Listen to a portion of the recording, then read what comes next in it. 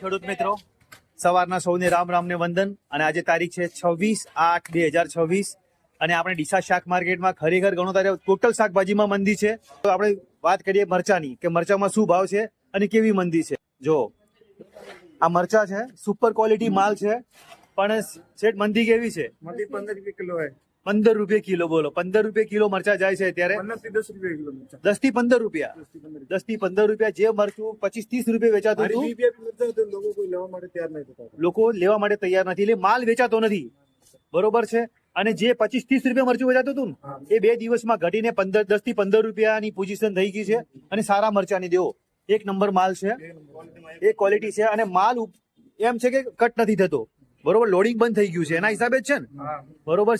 અને જો એમનું કેવું છે કે ગવારમાં પણ મંદી આવી ગઈ છે. જે ગવાર 70-80 રૂપિયા વેચાતો હતો, અત્યારે શું ભાવ છે? 40-45 રૂપિયા. Super quality. જો વીઆઈપી માલ જે 80 રૂપિયાનો વેપાર હતો, એ અત્યારે ફક્ત 40-45 રૂપિયા, એટલે 50% મંદી થઈ ગઈ ગણાય. બરોબર છે. તો જય માતાજી.